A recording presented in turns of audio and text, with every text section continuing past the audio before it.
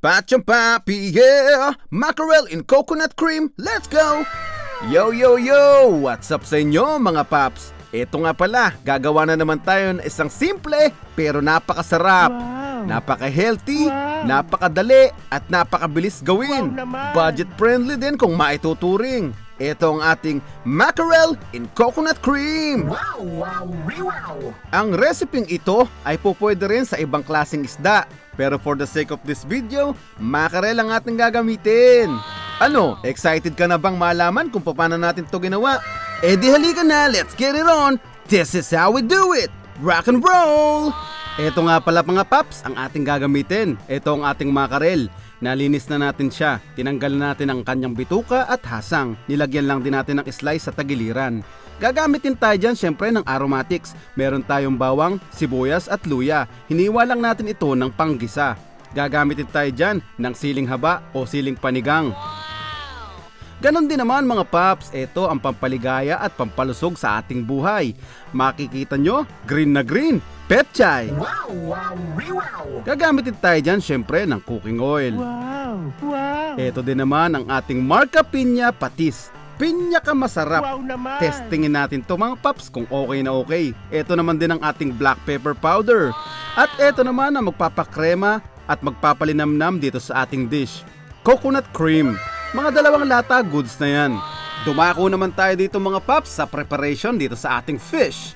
Kagaya sa ibang isda mga papi, titimplahan lang natin yan ng asin. Maglagay ka lang ng generous amount. Ganon din naman sa ating pepper. Wow, wow, wow! Para mas malinamnam at mas masarap ang ating fish, paikutin na natin yan sa ating mga palad. Ayan mga paps, imekos-mekos lang natin yan hanggang sa makot lahat ng ating fish. Kapag ka okay na yan, set it aside. Hayaan mo lang mamarinate ng konti. Painitin natin ang ating mantika dito sa ating paglulutuan. Mga papi, ayan, at least medyo madami-daming mantika. Kapag ka mainit na, magsalang na tayo dyan ng ating mackerel. Wow, wow, wow!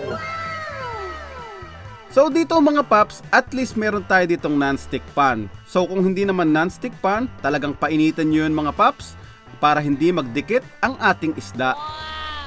Kapag nakita nyo na medyo nagbabrown na yung kanyang tagiliran, ibig sabihin po pwede na natin siyang bilingin. So bilingin lang natin to mga paps. So makikita nyo, 3 piraso lang muna ang ating sinalang. Kumbaga ang luto natin dito per batch para hindi siya overcrowded doon sa ating paglulutuan. Wow naman! Wow! So ayun, naluto na natin at mukhang crispy na ang ating mackerel. It's time to make hango-hango na para dito sa ating fish. I-set aside lang natin to mga paps at gawin natin yung pagpiprito pa para dun sa mga natitirang isda. So dumako naman tayo dito sa ating bagong paglulutuan. Maglagay lang tayo dyan ng ating cooking oil. Siyempre kapag ka mainit na yan, pwede na tayong magsangkutsa o maggisa ng ating aromatics. Inuna na natin sa ating bawang. Kapag ka naging golden brown na yan, pwede na nating i-next dyan ng ating onion. So ganun lang din mga paps, mekos-mekos hanggang sa maging translucent o mag-caramelize ang ating onion.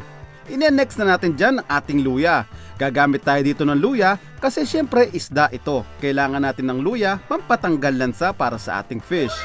So hanggang sa maging malumpo o maging malambot na ang ating mga aromatics, i-next na natin dyan ang ating butter. Wow, wow, wow! Mekos-mekos lang mga insan hanggang sa matunaw ang ating butter. Ito nga pala ang magbibigay din ng kakaibang linamnam dito sa ating dish.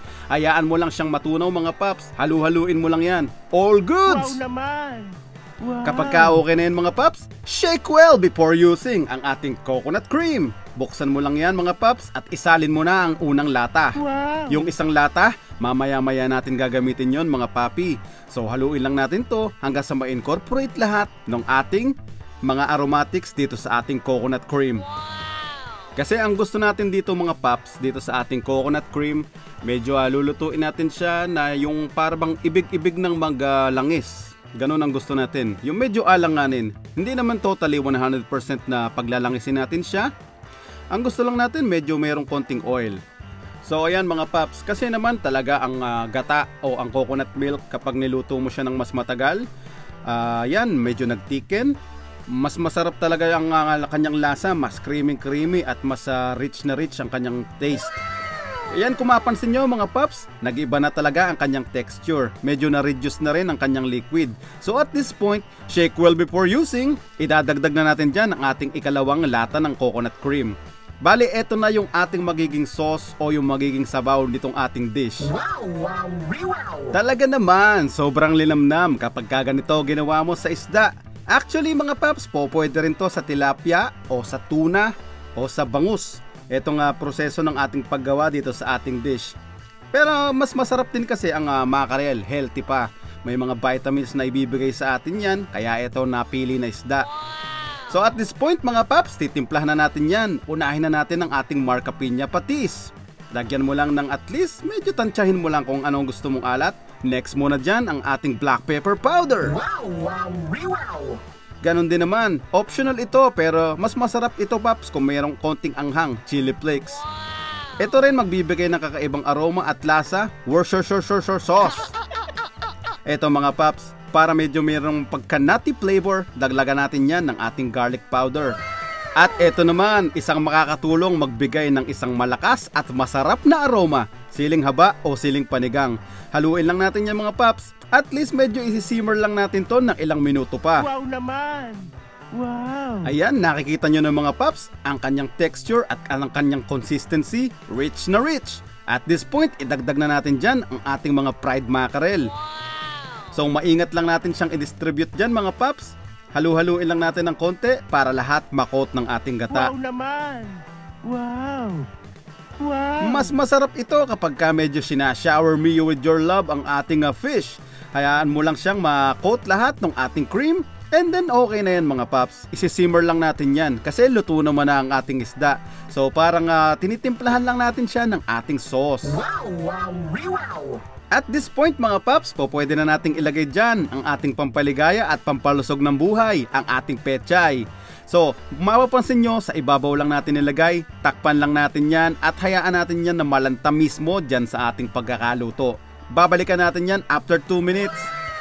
At ayun na nga mga paps, after 2 minutes, charan! Wow, wow, wow! Sobrang sarap na nitong ating dish.